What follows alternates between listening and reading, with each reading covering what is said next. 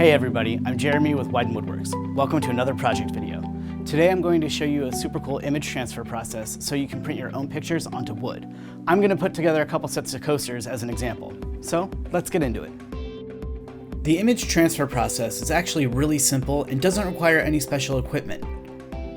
All the materials needed to do a transfer can be found at your local art supply store.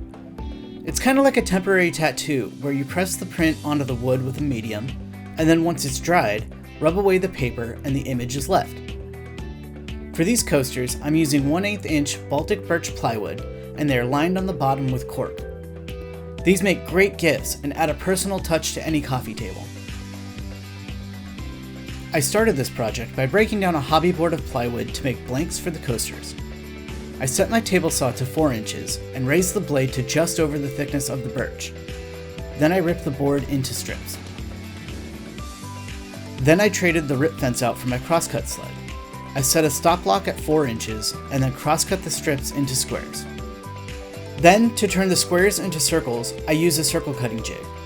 It's a 1 inch thick MDF board with a plunge router mounted upside down so that a 1/8 inch straight bit can poke out through the top. On the top side, I've embedded a nail head into the board at 1 3/4 inch from the bit. I use the nail head as a pivot to turn the blanks on. This can be dangerous, so if you don't feel comfortable doing it, don't. Safety first.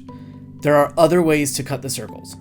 I slowly push the blank onto the router bit, being sure to be near the middle edge of the blank. Then I press it down onto the nail and turn the blanks around the bit. One key for this project is how the images are printed. An inkjet printer absorbs ink into the paper, so you need to use a laser printer to make it easier to get a clean transfer. I don't have a laser printer, so I just take it down to a copy shop and print it out there.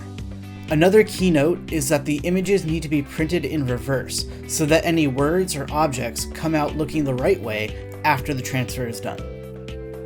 For the coasters, once I've got the prints made, I cut them out so that they're just a tad larger than the blanks. To actually transfer the images, I use Liquitex gel medium. I'll link to it in the description below. Using a foam brush, I apply the medium to the prints. Don't skimp on the gel medium.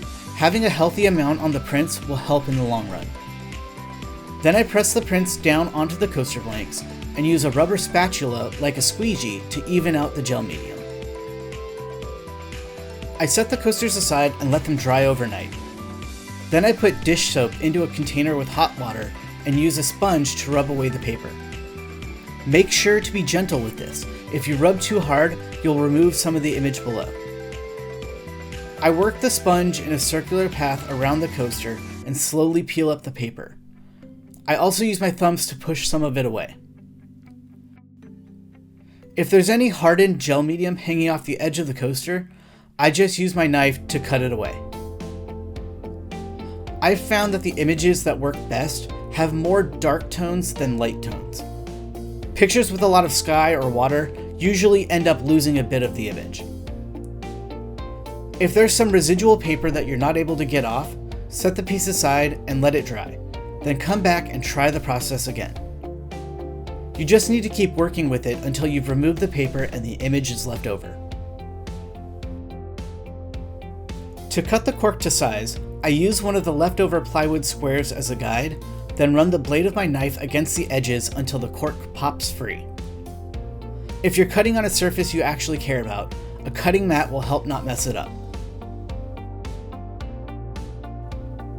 Once all the cork was cut, I applied a thick layer of Super 77 spray adhesive to one side. I let those dry for about a minute so that the adhesive could set, then I applied a second thin layer.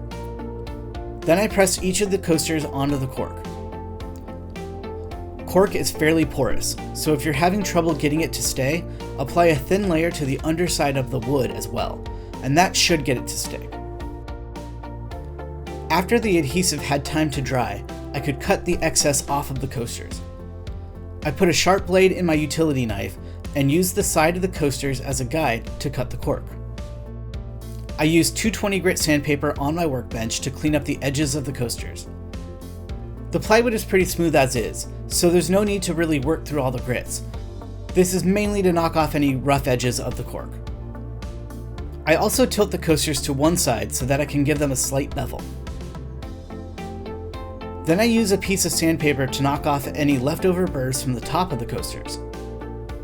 I don't sand the tops themselves so that the images don't get scratched, but if you wanted to give it a more rustic look, you could sand the images as well. Before putting clear coat on the coasters, I apply a layer of gloss luster. The luster helps make the colors of the prints more vibrant. I use the Mod Podge brand because it's available at most craft stores.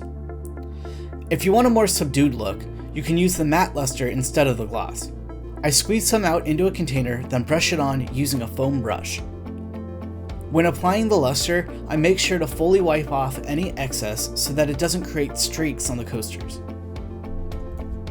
To finish up the coasters, I apply a layer of spray polyurethane in a matte finish. This helps protect them from any condensation coming from the glasses. I usually only do a single coat, but you could do multiple coats, sanding with at least 400 grit sandpaper in between coats. And once the poly dries, the coasters are done. So that's the super simple way to do image transfer onto wood. I did it on coasters, but this scales to any size, and you're only limited by your own creativity. If you liked what you saw today, like and subscribe for future videos, and I'll see you on the next one.